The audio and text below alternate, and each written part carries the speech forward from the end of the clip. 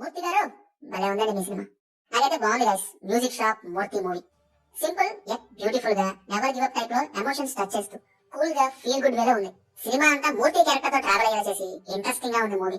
అయితే క్లైమాక్స్ ఒకటి after interview కొంత ఎక్స్టెండ్ చేసినట్టుంది, బట్ ఎమోషనల్ యాంగిల్ ని బాగానే హ్యాండిల్ చేశారు. ప్లాట్ వచ్చేసి సుమారు 52-53 ఏళ్ల మూర్తి తన గ్రామంలో 30 ఏళ్లుగా మ్యూజిక్ షాప్ నడుపుతూ ఉంటాడు.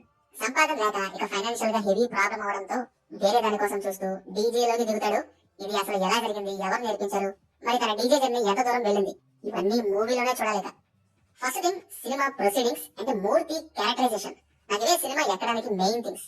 మూర్తి అండ్ తన ఫ్యామిలీ, తన ప్రపంచం, తన ఇంట్రెస్ట్ 30 ఏళ్ళుగా ఒకే ఫీల్డ్ లో ఉంటే ఒకేసారి వేరే ఫీల్డ్ లోకి వెళ్ళమని ఫోర్స్ చేస్తే వచ్చే మెంటల్ ప్రెషర్, ఒక పక్క మనీ ప్రాబ్లం, ఇంకో పక్క పిల్లల ఎడ్యుకేషన్, ఇదేమో ఇంటర్నెట్ యుగం, ఇప్పుడు ఎవరు కొంటారు మ్యూజిక్ సీడీలు. అలాంటి మూర్తి డీజేలోకి దిగడం, నేర్చుకోవడం, వచ్చే సీన్స్, సిటీ అవమానాలు, ఛాన్సులు ఇవన్నీ సినిమా ఫ్లో కి బాగా హెల్ప్ అయ్యాయి.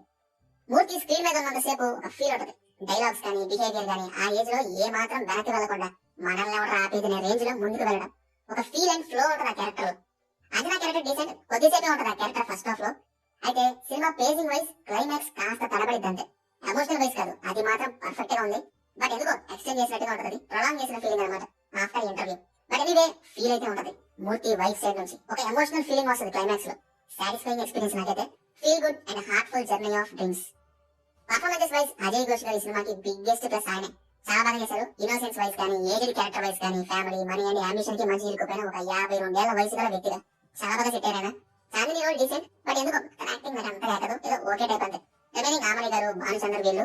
ఆమని గారి రోల్ బాగుంది, బట్ భానుచందర్ గారికి అంత స్కోప్ అయితే ఇవ్వలేదు. మ్యూజిక్ వైజ్ యావరేజ్, డీజే అయితే డీసెంట్, కొన్ని బాగున్నాయి, మరి కొన్ని ర్యాండమ్ మూవ్స్ లాగే ఉన్నాయి.